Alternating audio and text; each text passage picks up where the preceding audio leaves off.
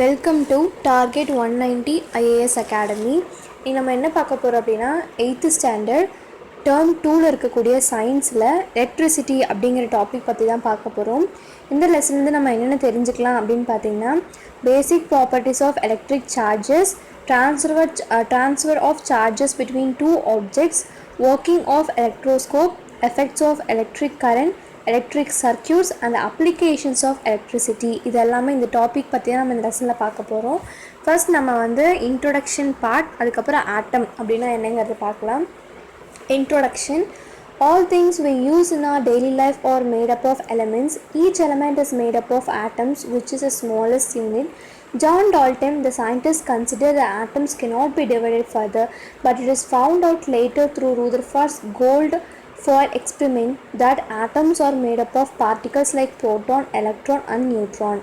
அதாவது நம்ம சுற்றி இருக்கக்கூடிய ஈச் அண்ட் எவ்ரி ஆப்ஜெக்ட்ஸுமே ஒரு சப்ஸ்டன்ஸ் எல்லாத்துக்குமே கூட ஒரு ஸ்மாலஸ்ட் யூனிட் இருக்குது. அதுதான் நம்ம ஆட்டம் அப்படின்னு சொல்லி ஜான் டால்டன் சொன்னார். அவர் ஆட்டம் பிரிக்க முடியாது அப்படின்னு சொன்னார். பட் அதுக்கப்புறம் ரூதர்ஃபோர்ட்ஸ் கோல்டு ஃபாயில் எக்ஸ்பெரிமெண்ட் மூலயமா அதை சில பார்ட்டிகல்ஸ்னால மேடப் ஆஃப் ஆயிருக்கு. That is proton, electron and neutron அப்படின்னு சொல்லியிருக்காங்க. Movement of electrons in a material causes electric current and generates energy called electric energy or electricity. உள்ள இருக்கக்கூடிய எலக்ட்ரான்ஸோட மூவ்மெண்ட்னால உருவாகக்கூடிய ஒரு சார்ஜ் தான் எலக்ட்ரிசிட்டி அப்படின்னு சொல்லியிருக்காங்க. நம்ம யூஸ் பண்ணுற அப்ளிகேஷன்ஸ் அப்படின்னு பார்த்தீங்கன்னா, electric bulb, fan, electric iron box, washing machine, இதெல்லாமே எலக்ட்ரிசிட்டி பேஸ் பண்ணி தான் நம்ம ஒர்க் பண்ணிகிட்ருக்கோம். இந்த லெசனில் பார்த்திங்கன்னா எலக்ட்ரிக் சார்ஜஸ் பற்றியும் அது எப்படி ட்ரான்ஸ்ஃபர் ஆகுது அப்படிங்கிறத பற்றியும், எலக்ட்ரிக் சர்க்யூட்ஸ் அண்ட் எலக்ட்ரிக் கரண்டோட எஃபெக்ட்ஸ் இதெல்லாம் தான் நம்ம பார்க்க போகிறோம்.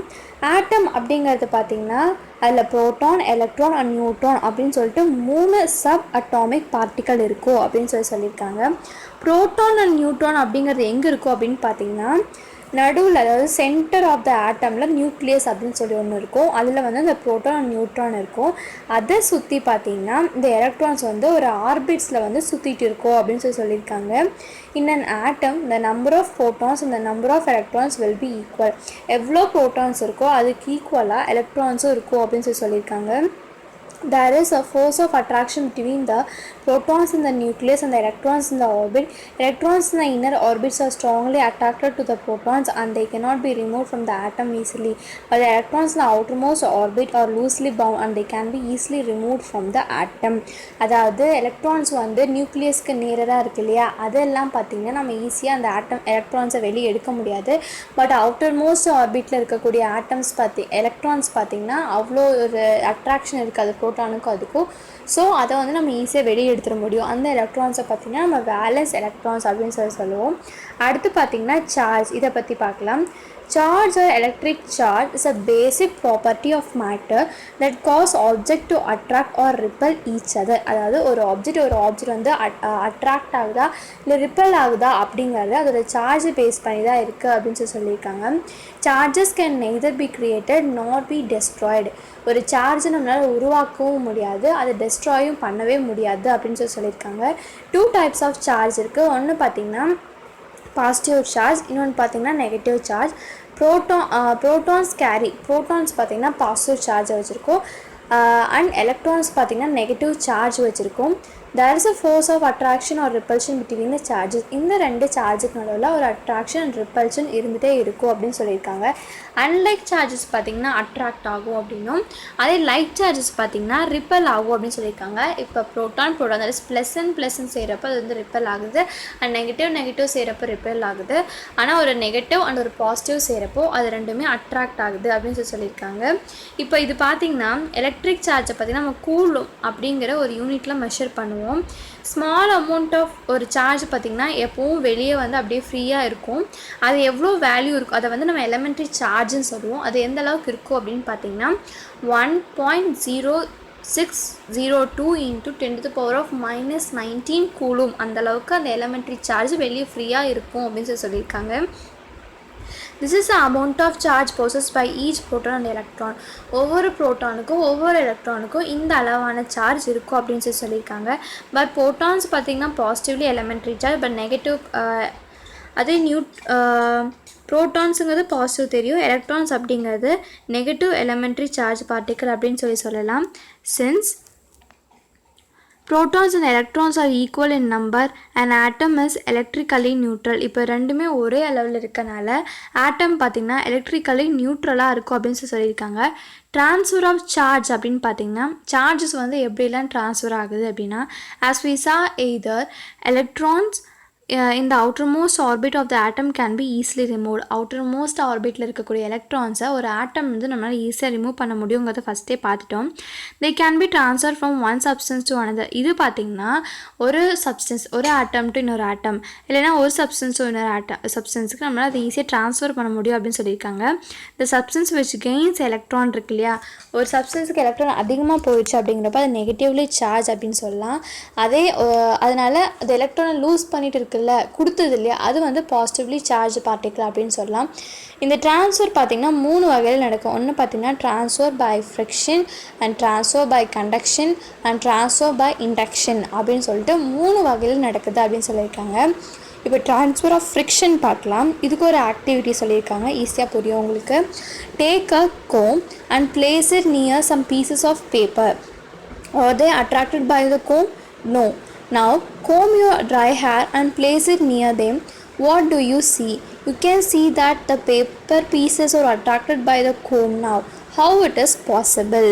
அதாவது நம்ம வந்து ஒரு சீப்பை எடுத்துகிட்டு அதை கொண்டு போய் ஒரு பேப்பர் ஆஃப் பீஸ் சின்ன பிச்சு போட்டிருக்கோம் அங்கே வைக்கிறப்போ அந்த கோம்புக்கும் அதுக்கும் எந்த ஆக்ஷனுமே இருக்காது.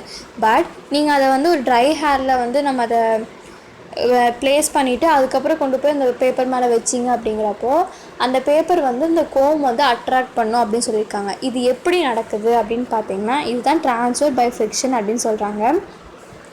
கோம்பை வந்து நம்ம ஹேரில் ரப் பண்ணுறப்ப பார்த்திங்கன்னா electrons from the hair and becomes negatively charge. அந்த ஹேர்லேருந்து நெகட்டிவ் சார்ஜ் எல்லாமே எடுத்து அந்த கோம் வந்து இப்போ ஒரு நெகட்டிவ்லி சார்ஜ் பார்ட்டிக்கலாக மாறிடுச்சு. இப்போ அது என்ன பண்ணும் அப்படின்னா ஒரு பீஸ் ஆஃப் பேப்பர் இருக்கு இல்லையா, அது வந்து பிட்டாக இருக்கும். அதில் வந்து both positive and negative charge இருக்கும். ரெண்டும் வந்து ஆளுக்கு ஒரு பக்கம் எண்டில் இருக்கும். நம்ம பார்த்தோம் இல்லை, ஏன்னா 2 சார்ஜ் ஒட்டுக்கா வந்து எப்போ ஒட்டுக்கா அட்ராக்ட் ஆக முடியாது, தனித்தனியாக ரிப்பல் ஆகிருக்கும். அப்போ பார்த்திங்கன்னா இப்போ நம்ம அது கோம் வந்து ஒரு நெகட்டிவ்லி சார்ஜ் பார்ட்டிக்கல் அது கொண்டு போய் அந்த பிட் ஆஃப் பேப்பர் மேலே வைக்கிறப்போ அந்த பிட்டில் அந்த குட்டி குட்டி பேப்பரில் இருக்கக்கூடிய பாசிட்டிவ் சைடு இருக்கு இல்லையா, அது பார்த்திங்கன்னா அந்த கோம்பு கூட அட்ராக்ட் ஆகும் அப்படின்னு சொல்லியிருக்காங்க. If the hair is wet, ஒரு வேளை ஹேர் வந்து வெட்டாக இருக்குது அப்படிங்கிறப்போ இந்த friction between the hair and the comb reduces. இப்போ அந்த ஹேருக்கும் கோம்புக்கும் கூடிய ஃப்ரிக்ஷன் கம்மியானனால அதை நம்ம இப்போ ரப் பண்ணிவிட்டு கொண்டு போய் பேப்பர் மேலே வச்சாலும் அதில் எந்த ஒரு ரியாக்ஷனும் இருக்காது அப்படின்னு சொல்கிறாங்க. Hence, rubbing certain materials with one another can cause a buildup of electrical charge on the surface. From this, it is clear that charges are transferred by friction. இது மூலமா நம்ம தெரிஞ்சுக்கலாம், அதாவது சார்ஜஸை வந்து ஃப்ரிக்ஷன் மூலமாக ட்ரான்ஸ்ஃபர் பண்ண முடியும் அப்படின்னு சொல்லிட்டு. அடுத்து பார்த்திங்கன்னா ஒரு do you know பாக்ஸ் இருக்குது. A neutral object can become positively charged particle. ஒரு நியூட்ரல் ஆப்ஜெக்ட் வந்து ஒரு பாசிட்டிவ்லி சார்ஜ் பார்ட்டிக்கலாக மாற முடியும். எப்போ அப்படின்னு பார்த்தீங்கன்னா அதுலேருந்து நம்ம எலக்ட்ரான்ஸை வெளியே எடுத்தோம்னா அது ஒரு பாசிட்டிவ்லி சார்ஜ் பார்ட்டிக்கலாக மாறிடும். எலக்ட்ரானை கெயின் பண்ணிச்சுன்னா அது நெகட்டிவ்லி சார்ஜ் பார்ட்டிக்கலாக மாறிடும்.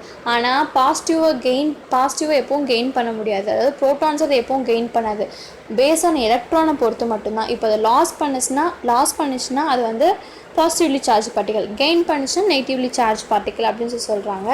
சிமிலர்லி பார்த்திங்கன்னா இப்போ வந்து இன்னும் 2 எக்ஸ்பெரிமெண்ட் கொடுத்துருக்காங்க. ஃபஸ்ட்டு பார்த்திங்கன்னா கிளாஸ் ராடும் அதுக்கப்புறம் ஒரு சில்க் கிளாத்தும், அடுத்து பார்த்திங்கன்னா ஒரு எபோனைட் அண்ட் ஃபர், இது 2 கொடுத்துருக்காங்க. இப்போ பார்த்திங்கன்னா நம்ம இப்போ சில்க் கிளாத்தையும் இந்த கிளாஸோடய நம்ம ரப் பண்ணுறோம் அப்படின்னு பார்த்திங்கன்னா சில்க் கிளாத்தில் இருக்கக்கூடிய அது எல்லாமே நெகட்டிவ்லி சார்ஜ் பார்ட்டிக்கலாக மாறிடும். கிளாஸ் ராட் பார்த்திங்கன்னா பாசிட்டிவாக மாறிடும். ஏன் அப்படின்னா இதில் இருக்கக்கூடிய கிளாஸ் ராடில் இருக்கக்கூடிய ஃப்ரீ எலக்ட்ரான்ஸ் எல்லாமே வந்து போய் அந்த சில்க் கிளாத்தில் இருந்துடும். அதனால் இது வந்து எலக்ட்ரான்ஸை லூஸ் பண்ணி ஒரு பாசிட்டிவ்லி சார்ஜ் பார்ட்டிக்கலாக மாறிடும். ஆஸ் வெல் அஸ் இந்த எபோனைட் ராட் அண்ட் ஃபரில் பார்த்திங்கன்னா ஃபர் பார்த்திங்கன்னா பாசிட்டிவாக மாறிடும், அண்ட் எபோனைட் பார்த்திங்கன்னா நெகட்டிவாக மாறும். ஏன் அப்படின்னு பார்த்தீங்கன்னா இதில் பார்த்திங்கன்னா அந்த ஃபர் இருக்கு இல்லையா, அதில் வந்து ஃப்ரீ எலக்ட்ரான்ஸ் ஜாஸ்தியாக இருக்குது. ஸோ அந்த ஃப்ரீ எலக்ட்ரான்ஸ் வந்து ஈஸியாக வந்து அந்த எபோனைட் வந்து எடுத்துக்கிறதுனால அது இந்த ஃபர் பார்த்திங்கன்னா பாசிட்டிவ்லி சார்ஜ் பார்ட்டிக்கலாக மாறிடுது. இந்த எலக்ட்ரான்ஸை கெயின் பண்ணுறனால இந்த எபோனைட் பார்த்திங்கன்னா நெகட்டிவ்லி சார்ஜ் பார்ட்டிக்கலாக மாறிடுது அப்படின்னு சொல்லியிருக்காங்க. Do you know பார்த்திங்கன்னா if a negatively charge glass rod இருக்கு இல்லையா, அதை வந்து ரெண்டு கிளாஸோட எடுத்துக்கலாம். இப்போ அது நம்ம ரெண்டு கிளாஸோடமே என்ன பாசிட்டிவ்லி சார்ஜ் தான். அது ரெண்டுத்தையும் கொண்டு வந்து கிட்ட வைக்கிறப்போ அது வந்து ரிப்பல் பண்ணும். பட் ஒரு கிளாஸோட ஒரு எபோனைட் ரெண்டுத்தையும் வைக்கிறப்போ அது ரெண்டுமே வந்து அட்ராக்ட் ஆகும்னு சொல்கிறாங்க. ஏன் அப்படின்னா ஃப்ரீ எலக்ட்ரான்ஸ் பார்த்திங்கன்னா கிளாஸில் அதிகமாக இருந்துச்சு, பட் இதில் கம்மியாக தான் இருக்குது. ஸோ அது ரெண்டும் அட்ராக்ட் ஆகும் அப்படின்னு சொல்லியிருக்காங்க. இப்போ ட்ரான்ஸ்ஃபர் பை கண்டக்ஷன் மூலிமா எப்படி வந்து இந்த ட்ரான்ஸ்ஃபர் நடக்குது அப்படின்னு பார்த்திங்கன்னா அதுக்கு ஒரு ஆக்டிவிட்டி கொடுத்துருக்காங்க. Take a sheet of paper, turn it into a hollow cylinder. ஒரு சிலிண்டர் மாதிரி பண்ணிவிட்டு அதோட ஒரு எண்டை வந்து சில்க் த்ரெட் மூலிமா கட்டி ஒரு இடத்துல ஹேங் பண்ணிடுங்க, கட்டி வச்சுருங்க. நவ் டேக்கன் ஒரு எபோனைட் ராட் எடுத்துகிட்டு அண்ட் சார்ஜ் பை ரப்பிங்கிட்டே உள்ளன் காத். இப்போ அதை வந்து ஒரு நெகட்டிவ்லி சார்ஜ் பார்ட்டிக்கலாக மாற்றிட்டு அந்த எபோனைட் ராடை வந்து பேப்பர்கிட்ட கொண்டு போகணும். அப்படிங்கிறப்போ the cylinder will be attracted by the rod. அந்த பேப்பர் சிலிண்டரும் அந்த எபோனைட் ராடும் அட்ராக்ட் ஆகும் அப்படின்னு சொல்லியிருக்காங்க. ஒருவேளை இப்போ நம்ம வந்து அந்த பேப்பர் சிலிண்டரை வந்து ஒரு ராடு வச்சு இந்த கிளாஸ் ராட் இருக்கு இல்லையா அதை வச்சு டச் பண்ணோம் அப்படிங்கிறப்போ அது ரெண்டும் அட்ராக்ட் ஆகாது, ரிப்பல் ஆகும் அப்படின்னு சொல்லியிருக்காங்க. இது என்ன ரீசன் அப்படின்னு சொல்லி பார்த்தீங்கன்னா when the ebonite rod is rubbed with woolen cloth அப்படிங்கிறப்போ நம்ம ஃபஸ்ட் சொன்ன மாதிரி தான் எலக்ட்ரான்ஸ் அந்த woolen cloth இருக்கு இல்லையா அதெல்லாம் எபோனைட் ராடுக்கு போய் எபோனைட் ராட் வந்து ஒரு நெகட்டிவ்லி சார்ஜ் பார்ட்டிக்கலாக மாறிடும்.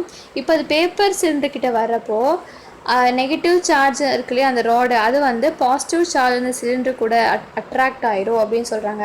ஆனால் ராடு அந்த ஒரு கிளாஸ் ராட் இருக்கு இல்லையா அது பார்த்திங்கன்னா ஆல்ரெடி ஒரு பாசிட்டிவ்லி சார்ஜ் பார்ட்டிக்கல். ஏன்னா அதை வந்து நம்ம ரப் பண்ணோம் அப்படின்னா அது கூட ஃப்ரீ எலக்ட்ரான்ஸ் அது வெளியே விட்டுரும். ஸோ அது வந்து பாசிட்டிவ்லி சார்ஜ் பார்ட்டிக்கல். இந்த பாசிட்டிவ் அண்ட் அந்த பேப்பர் சிலிண்டர் ஒரு பாசிட்டிவ் ரெண்டுமே ஒட்டுக்காக கொண்டு வரப்போ அதை வந்து ரிப்பல் தான் பண்ணும் அப்படின்னு சொல்லியிருக்காங்க. இப்போது thus we can say that charges can be transferred to an object by bringing it in contact with a charged body. This method of transferring charges from one body to another body is called transfer by conduction. இப்போ இந்த மாதிரி ஒரு பாடியிலேருந்து இன்னொரு பாடிக்கு நம்ம transfer பண்ணுறோம் அப்படிங்கிறப்போ நம்ம கண்டக்ஷன் அப்படின்னு சொல்லலாம்னு சொல்லியிருக்காங்க. do you know பார்த்தீங்கன்னா the materials which allow electric charges to pass through them easily are call conductors for electricity. இப்போ எலக்ட்ரிக் சார்ஜ் வந்து ஒரு மெட்டீரியலில் ஈஸியாக ஃப்ளோ ஆகுது அப்படிங்கிறப்ப நம்ம கண்டக்டர்ஸ்னு சொல்லுவோம். எலக்ட்ரிக் சார்ஜ் வந்து ஒரு சப்ஸ்டன்ஸில் பாஸ் ஆகலை அப்படிங்கிறப்போ அதை நம்ம இன்சுலேட்டர்ஸ் அப்படின்னு சொல்லுவோம். எக்ஸாம்பிள் பார்த்திங்கன்னா ரப்பர், வுட்டு, பிளாஸ்டிக் அப்படின்னு சொல்லியிருக்காங்க.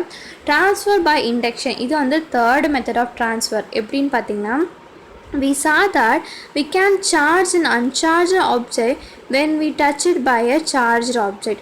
ஒரு அன்சார்ஜ்டு ஆப்ஜெக்டை அதாவது எந்த ஒரு சார்ஜுமே இல்லாமல் நியூட்ரலாக இருக்கக்கூடிய ஒரு ஆப்ஜெக்டை ஆல்ரெடி சார்ஜ் ஆகி அதாவது ஒரு பாசிட்டிவ்லி சார்ஜ்டு ஒரு எபோனைட்டாக ஒரு ராடாக இருக்கலாம், இல்லை நெகட்டிவ்லி சார்ஜ் எபோனைட்டாக இருக்கலாம், ஏதோ ஒன்று கொண்டு போய் நம்ம டச் பண்ணுறப்போ அது வந்து ஒரு சார்ஜுக்கு மாறுது அப்படின்னு சொல்லியிருக்காங்க.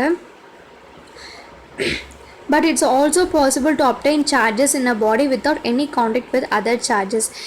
ஆனால் இது வந்து இன்னொரு பாசிபிளும் இருக்குது. எப்படின்னா இந்த மாதிரி எந்த ஒரு சார்ஜோட கான்டாக்ட்டுமே இல்லாமல் அதை மாற்ற முடியும் அப்படின்னு சொல்லியிருக்காங்க. The process of charging an uncharged body by bringing a charged body nearer to it but without touching it is called as induction. அதாவது ஒரு அன்சார்ஜ்டு பாடியை சார்ஜ்டு பாடியாக மாற்றிருக்கு. ஒரு சார்ஜ்டு பாடி நம்ம கிட்டே கொண்டு வந்து வைக்கிறோம், பட் ஆனால் ரெண்டுமே டச் ஆகாமல் இருக்கு இல்லையா. இந்த மூலிமா இப்படி ட்ரான்ஸ்ஃபர் நடந்துச்சுன்னா அது நம்ம இண்டக்ஷன் அப்படின்னு சொல்லலாம். ஆக்டிவிட்டி 3 பார்க்கலாம். Bring a negatively charged plastic rod near a neutral rod. Neutral rod அப்படிங்கிறது இங்கே வந்து அன்சார்ஜ்டு பாடி, பிளாஸ்டிக் ராட் அப்படிங்கிறது சார்ஜ்டு பாடி.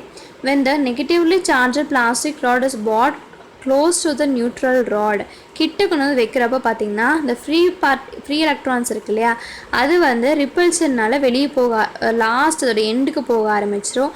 அதோட நெகட்டிவ் பார்ட்டிக்கலாக கிட்ட வர ஆரம்பிச்சிடும். the nearer end becomes positively charged. அதோட லாஸ்ட் எண்டில் பார்த்தீங்கன்னா நெகட்டிவ் சார்ஜ் போயிடும். when the neutral rod is grounded the negative charge flow to the ground. the positive charge at the nearer end remain held due to attractive forces and the electrons inside the metal is 0. இப்போது நம்ம அங்கே வச்சுருந்த metal பார்த்திங்கன்னா electrons எல்லாம் கீழே போயிட்டு பாசிட்டிவ்லாம் மேலே வந்திருக்கும். இப்போ அதை நம்ம எர்த் பண்ணோம் அப்படிங்கிறப்போ அதில் கூடிய நெகட்டிவ் சார்ஜ் அப்படியே எர்த்துக்கு போயிடும். ஸோ அந்த ராட் இப்போ வந்து ஃபுல்லாக ஒரு பாசிட்டிவ் சார்ஜ் மெட்டீரியலாக மாறுது அப்படின்னு சொல்லியிருக்காங்க. இதுதான் வந்து நம்ம இண்டக்ஷன் அப்படின்னு சொல்லலாம். ஃப்ளோ ஆஃப் சார்ஜஸ் சார்ஜஸ் வந்து எந்த மாதிரி ஃப்ளோ ஆகும், எப்படி போகும் அப்படின்னு பார்த்தீங்கன்னா, suppose you have two metallic spheres, ரெண்டு மெட்டாலிக் ஸ்பியர்ஸ் வச்சுக்கலாம். இங்கே பிக்சரில் இருக்க மாதிரி ஒரு higher potential and lower potential. Higher potential அப்படிங்கிறது பார்த்தீங்கன்னா பாசிட்டிவ்லி சார்ஜ் சைடு நம்ம ஹையர் பொட்டென்ஷியல்னு சொல்லுவோம். நெகட்டிவ்லி சார்ஜ்டு ஒரு ஸ்பியரை வந்து நம்ம வந்து லோவர் பொட்டென்ஷியல் அப்படின்னு சொல்லலாம். when you conduct ரெண்டுத்தையும் வந்து ஒரு மெட்டாலிக் வயர்னால நம்ம அதை இது பண்ணி வைக்கிறோம், கனெக்ட் பண்ணிட்டோம் அப்படிங்கிறது பார்த்திங்கன்னா ரெண்டுமே நெகட்டிவ் எல்லாத்தையும் பாசிட்டிவ் சைடு, பாசிட்டிவ் நெகட்டிவ் ரெண்டுமே அப்படி இப்படி போய் அது ரெண்டும் ஈக்குவல் ஆயிரும் அப்படின்னு சொல்லியிருக்காங்க. ஈக்குவல் ஆயிரும். பாசிட்டிவ் சார்ஜஸ் ஸ்பியரை வந்து ஹை பொட்டென்ஷியல்னும், negatively charge particle lower potential அப்படின்னு சொல்கிறாங்க. இப்போ எலக்ட்ரான்ஸ் பார்த்திங்கன்னா ஒரு லோவர் பொட்டென்ஷியல் சைட்லேருந்து ஹையர் பொட்டென்ஷியல் சைடு போகும். தட் இஸ் ஒரு நெகட்டிவ்லி சார்ஜ் சைடுலேருந்து பாசிட்டிவ் சார்ஜ் சைடு போகும் அப்படின்னு சொல்லியிருக்காங்க. இது ரெண்டுக்கும் கூடிய ஒரு டிஃப்ரென்ஸ் இருக்கு இல்லையா, அதை நம்ம பொட்டென்ஷியல்னு சொல்லுவோம். That is potential difference. இதை வந்து நம்ம வோல்டேஜ்னு சொல்லி காமனாக சொல்லுவோம். பிஃபோர் இந்த எலக்ட்ரான்ஸை டிஸ்கவர் பண்ணுறதுக்கு முன்னாடி எலக்ட்ரிக் கரண்ட் வந்து எதனால் ஃப்ளோ அப்படின்னா பாசிட்டிவ் சார்ஜ்னால தான் ஃப்ளோ ஆச்சு அப்படின்னு சொல்லி வச்சுருந்தாங்க. பட் அதுக்கப்புறம் பார்த்திங்கன்னா நெகட்டிவ் சார்ஜ் பார்ட்டிகல்ஸ் கொண்டு வந்திருக்காங்க. கன்வென்ஷனல் கரண்ட் அப்படின்னு சொல்லி நம்ம எதை சொல்கிறோம் அப்படின்னா ஃப்ளோ பாசிட்டிவ் சார்ஜ் நம்ம கன்வென்ஷனல் கரண்ட்னு சொல்லலாம். Conventional current flows from higher potential to lower potential. இது ஆப்போசிட்டாக போகும். எப்படின்னா ஃபஸ்ட்டு பார்த்தீங்கன்னா நெகட்டிவ் டு பாசிட்டிவ் போயிட்டு இருந்தது. இப்போ பார்த்தீங்கன்னா இந்த கன்வென்ஷனல் கரண்ட் வந்து பாசிட்டிவ்லேருந்து நெகட்டிவ் சைடு போகும். That is higher to lower பொட்டென்ஷியலுக்கு போகும்னு சொல்லியிருக்காங்க. அடுத்து எலக்ட்ரோஸ்கோப் அப்படின்னு பார்த்தீங்கன்னா அண்ட் எலக்ட்ரோஸ்கோப் இஸ் இது வந்து ஒரு சயின்டிஃபிக் இன்ஸ்ட்ருமெண்ட். கண்டுபிடிச்சது யார் அப்படின்னு பார்த்தீங்கன்னா 1600 முக்கியமான ஒரு 1 மார்க்கு வில்லியம் கில்பர்ட் அப்படிங்கிறவங்க வந்து இந்த ஃபஸ்ட்டு எலக்ட்ரோஸ்கோப்பை கண்டுபிடிச்சிருக்காங்க. அதில் வந்து 2 டைப் ஆஃப் எலக்ட்ரோஸ்கோப் இருக்கும். ஒன்று வந்து பித்து பால் எலக்ட்ரோஸ்கோப், இல்லைனா கோல்டு லீஃப் எலக்ட்ரோஸ்கோப் அப்படின்னு சொல்கிறாங்க. இதில் நம்ம கோல்டு லீஃப் எலக்ட்ரோஸ்கோப் மட்டும் ஃபுல்லாக பார்ப்போம். இந்த பித்து பால் எலக்ட்ரோஸ்கோப் சரியாக நம்ம இதில் கொடுத்துருக்க மாட்டாங்க. Electroscope is made up of conducting materials, generally metal. It works on the principle that இது எந்த பிரின்சிபலை ஒர்க் பண்ணுது அப்படின்னு பார்த்தீங்கன்னா லைக் சார்ஜஸ் வந்து ரிப்பல் ஆகும் இல்லையா, அந்த பிரின்சிபலை வச்சு தான் ஒர்க் பண்ணுறாங்க. In a simple electroscope, two metal sheets are hung in contact with each other. They are connected to a metal rod that extends upward and ends in the knob at the end. The first electroscope developed by the 1600 William Gilbert கண்டுபிடிச்சிருக்காங்க. அவர் இது என்ன சொன்னார் அப்படின்னா versorium அப்படின்னு சொன்னார். Versorium அப்படிங்கிறது பார்த்திங்கன்னா ஒரு மெட்டல் நீடில் தான். அதை வந்து ஃப்ரீயாக ப்ளேஸ் பண்ணியிருப்பாங்க. அந்த metal would be attracted to charge bodies brought nearer. அதாவது நம்ம எந்த மெட்டலை வந்து சார்ஜ் பாடிஸ் கூட அட்ராக்ட் பண்ணணும்னு நினைக்கிறோமோ அதை வந்து இந்த நீடில்ஸ் கிட்ட கொண்டு வருவாங்க அப்படின்னு சொல்லியிருக்காங்க. If you bring a charged object near the knob, electrons will either move out of it or into it. This will result in charge on the metal leaves inside the electroscope. If a negatively charged object is brought nearer the top knob of the electroscope, is caused freely electrons in the electroscope to move down into the leaves, leaving the top positive. Since both the leaves having negative charge, they repel each other out and move apart. If a positive object is brought nearer the top knob of the electroscope, the free electrons in the electroscope start to move up towards the knob. This means that the bottom has a net positive charge. The leaves will separate part again. அதாவது மேலே இங்கே picture பார்த்தீங்கன்னா உங்களுக்கு புரியும். ஒரு negatively charge பார்ட்டிக்கில் இந்த needle கிட்டே கொண்டு வந்தோம் அப்படின்னு பார்த்தீங்கன்னா ஃப்ரீ எலக்ட்ரான்ஸ் வந்து உள்ளே ஆக்ட் ஆகி, அதாவது இந்த ஆப்ஜெக்ட்லேருந்து அந்த எலக்ட்ரோஸ்கோப்புக்கு வந்து உள்ளே போய் அந்த லீவ் ரெண்டும் பிரிஞ்சு நிற்கும், ஏன்னா ரிப்பல் ஆகிடுச்சு. இப்போ அடுத்து வந்து ஒரு பாசிட்டிவ்லி சார்ஜ் கொண்டு வந்தோன்னா எலக்ட்ரோஸ்கோப்பில் இருக்கக்கூடிய ஃப்ரீ எலக்ட்ரான்ஸ் எல்லாம் போய் அதில் அட்ராக்ட் ஆகிக்கும். ஸோ கீழே வந்து இருக்க எல்லா நெகட்டிவ் சார்ஜும் மேலே போயிடுச்சு, கீழே ரெண்டும் பாசிட்டிவாக தான் இருக்கும். ஸோ அந்த 2 லீஃப்மே இப்போ பிரிஞ்சிருச்சு. இதை நான் இப்போவும் பிரிஞ்சிருக்கு, அப்போவும் பிரிஞ்சிருக்கு அப்படின்னு சொல்லியிருக்காங்க. கோல்டு லீஃப் எலக்ட்ரோஸ்கோப் பார்த்திங்கன்னா அது developed by 1787 by the British scientist Abraham Bennett அப்படிங்கிறவங்க கண்டுபிடிச்சிருக்காங்க. கோல்டு அண்ட் சில்வர் வந்து ஒரு very good conductor, best conductor அப்படிங்கிறதுனால இந்த எலக்ட்ரோஸ்கோப்பை அது யூஸ் பண்ணிக்கிறதா சொல்லியிருக்காங்க. ஸ்ட்ரக்சர் ஆஃப் எலக்ட்ரோஸ்கோப் பார்த்திங்கன்னா இப்படி தான் இருக்கும். ஒரு கிளாஸ் ஜார் இருக்கும், அதில் பார்த்திங்கன்னா 2 லீஃபு, கோல்டன் லீஃபு, மேலே பார்த்திங்கன்னா சில்வர் யூஸ் பண்ணி மேலே ஒரு நீடில் கொடுத்துருப்பாங்க. அது நம்ம சார்ஜ் பார்ட்டிக்கல் வைக்கிறப்போ நெகட்டிவ் கொண்டு வந்தாலும் பாசிட்டிவ் ஆகி ரெண்டும் விரிஞ்சிரும். ஒருவேளை பாசிட்டிவ் கொண்டு வந்தோம்னா ஃப்ரீ எலக்ட்ரான்ஸ் எல்லாம் எலக்ட்ரோஸ்கோப்லேருந்து வெளியே போய் அது பாசிட்டிவாக மாதிரி விரிஞ்சிரும் அப்படின்னு சொல்லியிருக்காங்க. இந்த ஒர்க்கிங் ஆஃப் எலக்ட்ரோஸ்கோப் அப்படின்னு பார்த்தீங்கன்னா நான் இப்போ சொன்னது தான். இப்போ வந்து அது நம்ம ஒரு சார்ஜ் ஆப்ஜெக்ட் வைக்கிறப்போ அது ரெண்டுமே பிரிஞ்சிடும். நெகட்டிவ் அப்படிங்கிறப்ப கீழே பாசிட்டிவ் வந்துடும், மேலே பாசிட்டிவ் அப்படிங்கிறப்ப கீழே நெகட்டிவ் வந்துடும் அப்படின்னு சொல்லியிருக்காங்க. அடுத்து சார்ஜிங் அண்ட் எலக்ட்ரிக்கல் டிஸ்சார்ஜிங் அப்படின்னு பார்த்தீங்கன்னா, transfer charge from one object to another is called charging. In case of gold leaves charging is transfer through brass rod. இந்த கோல்ட் லீவில் நடக்கக்கூடிய இந்த சார்ஜ் ட்ரான்ஸ்ஃபர் இருக்கு இல்லையா, அது வந்து இந்த பிராஸ் ராட்ஸ்னால் தான் நடக்குது அப்படின்னு சொல்லியிருக்காங்க. எலக்ட்ரிக்கல் டிஸ்சார்ஜ் அப்படின்னு பார்த்தீங்கன்னா, இந்த gold leaves resume their normal position after some time. அந்த கோல்டு லீவ் பார்த்திங்கன்னா கொஞ்ச நேரம் கழித்து திரும்ப ரெண்டும் வந்து ஒட்டுக்காக நின்றுக்கும். ஏன் அப்படின்னு பார்த்தீங்கன்னா, அதில் இருக்கக்கூடிய பாசிட்டிவ் சார்ஜாக இருந்தாலும் சரி, நெகட்டிவ் சார்ஜாக இருந்தாலும் சரி, அது வந்து வெளியே டிஸ்சார்ஜ் பண்ணிடும். ஸோ இதில் வந்து நான் எலக்ட்ரிக் டிஸ்சார்ஜ் அப்படின்னு சொல்லலாம். லைட்னிங் அண்ட் தண்டர், அதாவது இதுக்கு ஒரு ஆக்டிவிட்டி கொடுத்துருக்காங்க. இப்போ வந்து ஒரு மேட் இல்லைனா ஒரு கார்பெட் இருக்குது, அது நீங்கள் காலை தேய்ச்சிட்டு அப்புறம் போய் இப்போ ஒரு நாப் வந்து ஒரு அயனால் பண்ணியிருக்காங்க, டோரோட நாப். நீங்கள் அதை போய் இப்போ திறந்தோன்னு பார்த்தீங்கன்னா உங்களுக்கு ஷாக் அடித்த மாதிரி இருக்கும். ஏன் அப்படின்னு பார்த்தீங்கன்னா, getting a shock from a door நாப். ஏன் அப்படின்னு பார்த்தீங்கன்னா, டிஸ்சார்ஜ் வந்து அக்கர் ஆகுது அப்படின்னு சொல்லியிருக்காங்க. This movement of electrons which is felt as a shock causes the body to lose negative energy. Electrical discharge takes place in the medium, mostly gases. Lightning is another example for discharges that takes place in clouds. இந்த electrical டிஸ்சார்ஜுக்கு ஒரு best example பார்த்திங்கன்னா நம்ம lightning சொல்லலாம். ஏன் அப்படின்னா இது வந்து cloudsல நடக்கக்கூடிய discharge. Lightning is produced by discharge of electricity from cloud to cloud or from cloud to ground. அதாவது cloud to cloud நடக்கக்கூடிய எலக்ட்ரிக்கல் டிஸ்சார்ஜ்னால கூட லைட்னிங் வரலாம். இல்லை cloudல இருந்து சர்ஃபேஸ் கீழே லேண்ட் கிரவுண்டுக்கு வரக்கூடிய டிஸ்சார்ஜ் நம்ம லைட்னிங் அப்படின்னு சொல்கிறாங்க. டியூரிங் தண்டர் ஸ்டார்ம் பார்த்திங்கன்னா ரொம்ப இடியெல்லாம் இடிக்கிறப்போ air is moving upward rapidly. இடி இடிக்கிறப்ப காற்றுலாம் மேலே போகும். This air which moves rapidly carries small ice crystals upward. சின்ன சின்ன ஐஸ் கிறிஸ்டல்ஸும் சேர்ந்து மேலே அப்வர்டாக மூவ் ஆகும். At the same time small water drops move downward. இதனால் சின்ன சின்ன ஸ்மால் ட்ராப்ஸ் பார்த்திங்கன்னா கீழே வர ஆகும், அதுதான் rain. Ice crystals become positively charge, move upward, அந்த water drops become negatively charge. இங்கேருந்து போகிற ஐஸ் கிறிஸ்டல்ஸ் அது எல்லாமே அந்த பாசிட்டிவ்லி சார்ஜும், அங்கேருந்து வரக்கூடிய அந்த வாட்டர் பார்த்திங்கன்னா பாசிட்டிவ்லி சார்ஜ் அப்படின்னு சொல்லலாம். அது வந்து டவுன்வர்டாக வருது. So the upper part of the cloud is positively charged and the lower part of the cloud is negatively charged. When they come in contact, electrons in the water drops are attacked by the positive charges in the ice crystals. This electricity is generated and lightning is seen. இப்போது மேலே க்ளவுடில் பார்த்திங்கன்னா மேலே ஃபுல்லாக பாசிட்டிவாக இருக்கும், கீழே ஃபுல்லாக நெகட்டிவாக இருக்கும். அப்போ அது ரெண்டுமே இருக்கப்போ அங்கே வந்து ஒரு எலக்ட்ரிசிட்டி ஜென்ரேட் ஆகுது, அதை நம்ம லைட்னிங்காக நம்ம பார்க்குறோம் அப்படின்னு சொல்கிறாங்க. Sometimes the lower part of the cloud which is negatively charged comes into contact with a positive charge accumulated near the mountains, trees and even people on the earth. சில time வந்து cloud வந்து கொஞ்சம் கீழே இறங்கி வந்து ரொம்ப தூரத்தில் இல்லாமல் கொஞ்சம் கீழே வருது அப்படிங்கிறப்போ ஈவன் அங்கே இருக்கக்கூடிய நியர்பை பர்சன்ஸ், மவுண்டைன்ஸ், ட்ரீஸ் எதில் வேணால் கூட அந்த எலக்ட்ரிசிட்டியை வந்து டிஸ்சார்ஜ் பண்ணிடும் அப்படின்னு சொல்கிறாங்க. திஸ் டிஸ்சார்ஜ்னால லாட் ஆஃப் ஹீட்டு ப்ரொடியூஸ் ஆகும் அப்படின்னு சொல்கிறாங்க.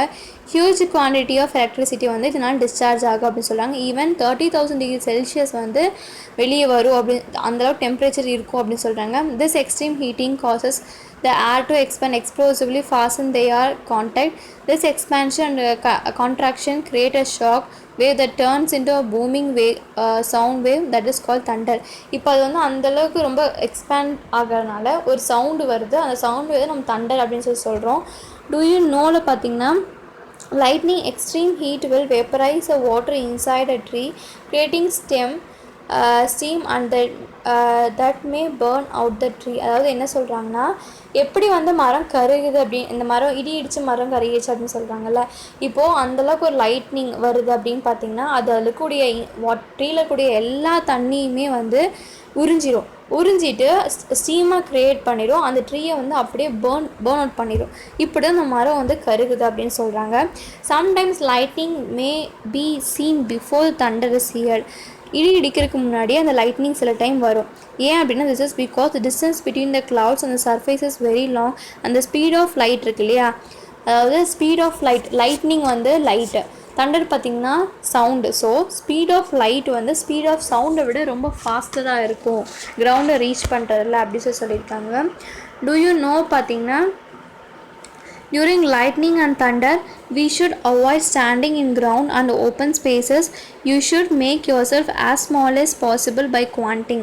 அதாவது நம்ம இடி இடிக்கிறப்போ மழை பெய்யறப்போ பார்த்தீங்கன்னா நம்ம ஒரு ட்ரீ கடையிலையோ கிரவுண்ட்லேயோ வந்து சும்மா நிற்கக்கூடாது, கீழே வந்து படுத்துடணும். எந்த அளவுக்கு நம்மளால் சின்னதாக முடியுமோ அந்தளவுக்கு சின்னதாக படுத்தணும். அப்போ தான், ஏன்னா அந்த டிஸ்டன்ஸ் வந்து கொஞ்சம் ஃபார் ஆகும், நம்மளை வந்து அந்த எலக்ட்ரிக்கல் டிஸ்சார்ஜ் வந்து நம்ம மேலே அந்த க்ளவுட்ஸ் வந்து விடாது அப்படின்னு சொல்லியிருக்காங்க. எர்த்திங் அப்படிங்கிறது பார்த்திங்கன்னா இது வந்து ஒரு எலக்ட்ரிக்கல் டிவைஸில் வந்து முக்கியமான ஒரு பாயிண்ட் சொல்லலாம். ஒரு சேஃப்டி மெஷர் இது ஒரு சேஃப்டி மெஷர். இது யூஸ் பண்ணி தான் நமக்கு எந்த ஒரு எலக்ட்ரிக்கல் டிஸ்சார்ஜ் நமக்கு மேலே வராமல் இருக்கிறதுக்காக வச்சுருக்காங்க. இப்போ பார்த்திங்கன்னா safety measure device to prevent people from getting shocked if the insulation inside the electrical device fails. இப்போ வந்து உள்ள எலக்ட்ரிக்கல் டிவைஸில் ஏதோ சின்ன ஃபால்ட் ஆயிடுச்சுன்னா அதனால் ப்ரொடியூஸ் ஆகக்கூடிய எலக்ட்ரிசிட்டி நம்ம மேலே டிஸ்சார்ஜ் ஆகக்கூடாது அப்படிங்கிறதுக்காக இந்த எர்த் அப்படிங்கிற ஒரு ப்ரிவென்டிவ் மெஷர் வச்சுருக்காங்க. இது என்ன பண்ணும் அப்படின்னு பார்த்திங்கன்னா, நம்ம வந்து எலக்ட்ரிக்கல் எனர்ஜி வந்து டிஃப்ரெண்ட் சோர்ஸ்லேருந்து எடுக்கிறோம். அது வந்து பேட்ரியும் ஒன்று. அது வந்து நம்ம செல்ஃபோன்ஸ் அண்ட் வால் கிளாக்ஸுக்கு யூஸ் பண்ணலாம். But for refrigerator and air கண்டிஷனருக்கு நம்ம வந்து டொமஸ்டிக் பவர் சப்ளை யூஸ் பண்ணுறோம். அப்படி யூஸ் பண்ணுறப்போ அது இன்சுலேஷன் ஏதோ ஒரு ப்ராப்ளம் ஆயிடுச்சு அப்படிங்கிறப்போ அது வந்து ஒரு நமக்கு ஷாக் கொடுக்கும். ஸோ இந்த ஆக்சிடென்டல் ஷாக்கை வந்து அவாய்ட் பண்ணுறதுக்காக தான் நம்ம என்ன பண்ணுறோம் அப்படின்னா, நம்ம யூஸ் பண்ணுற ஒயர்ஸில் பார்த்திங்கன்னா இந்த மாதிரி 3 இருக்கும். ஒன்று வந்து ஆக்டிவ், ஒன்று வந்து எர்த், இன்னொன்று வந்து நியூட்ரல் அப்படின்னு சொல்லியிருப்பாங்க. If the earth wire is properly connected to the metallic body, current will pass in the earth through earth wire and it protect us from electric shock. திடீர்னு இன்சுலேஷன் ஏதாவது பிரச்சனை வருது அப்படிங்கிறப்போ அந்த கரண்ட் அந்த நம்ம மேலே டிஸ்சார்ஜ் ஆகக்கூடிய கரண்ட்டை பார்த்திங்கன்னா அந்த எர்த் ஒயர் மூலிமா அந்த உள்ளே இருக்கக்கூடிய அந்த சுவிட்சில் இருக்கக்கூடிய அந்த மெட்டல் மூலிமா போய் அந்த எர்த் ஒயர் மூலிமா கீழே கிரவுண்டில் வந்து டிஸ்சார்ஜ் ஆயிரும் அப்படின்னு சொல்லியிருக்காங்க. இது வந்து ஒரு ப்ரிவென்டிவ் மெஷர். எதுக்காகனா நம்ம மேலே அந்த இன்சுலேஷனில் ஏதாவது தப்பு இருக்கப்போ நமக்கு எந்த ஒரு ஷாக்கும் வரக்கூடாது அப்படிங்கிறதுக்காக நம்ம யூஸ் பண்ணக்கூடிய ஒரு ப்ரிவென்டிவ் மெஷர் அப்படின்னு சொல்லலாம். லைட்னிங் அரெஸ்டர்ஸ் அப்படிங்கிறது பார்த்திங்கன்னா இது காமனாக நம்ம எங்கே வேணால் பார்த்துக்கலாம். ரொம்ப ஹைட்டாக இருக்கக்கூடிய பில்டிங்ஸில் வச்சுருப்பாங்க. ஏன் அப்படின்னா அந்த மாதிரி ரொம்ப ஹையான பில்டிங்கில் பார்த்திங்கன்னா டிஸ்டன்ஸ் ஃப்ரம் த க்ளவுடு பார்த்திங்கன்னா ரொம்ப க்ளோஸாக இருக்கும். ஸோ அதில் அந்த பில்டிங் மேலே வந்து அந்த க்ளவுடு வந்து எலக்ட்ரிசிட்டி டிஸ்சார்ஜ் பண்ண வாய்ப்பு இருக்குது. ஸோ அதை கண்ட்ரோல் பண்ணுறதுக்காக ஒரு மெட்டல் ராடை வந்து மேலே ப்ளேஸ் பண்ணிடுவாங்க. அதிலிருந்து காப்பர் ஒயர் மூலயமா கொண்டு வந்து கிரவுண்டில் மறுபடியும் ஒரு மெட்டல் ரோட ப்ளேஸ் பண்ணியிருப்பாங்க. இப்போ வந்து ஒரு எலக்ட்ரிக் சார்ஜ் வருது அப்படிங்கிறப்போ இது வந்து கண்டக்டர் இல்லையா, ஸோ ஃபஸ்ட்டாகவே அந்த லைட்னிங்கை வந்து அப்சர்வ் பண்ணிவிட்டு அது அந்த காப்பர் கேபிள் மூலமாக கொண்டு போய் கிரவுண்டில் ரிலீஸ் பண்ணிடும் அப்படின்னு சொல்லியிருக்காங்க. இதனால் நம்மளால் இந்த ரொம்ப எலிவேட்டட் பில்டிங்ஸை வந்து நம்மளால் இந்த மாதிரியான லைட்னிங் அண்ட் தண்டர்லேருந்து காப்பாற்ற முடியும், பில்டிங் டேமேஜ் பண்ணாமல் நம்மளால் பார்த்துக்க முடியும் அப்படின்னு சொல்கிறாங்க. இது ஒரு ப்ரிவென்டிவ் மெஷர் தான். தேங்க்யூ ஃபார் வாட்சிங்.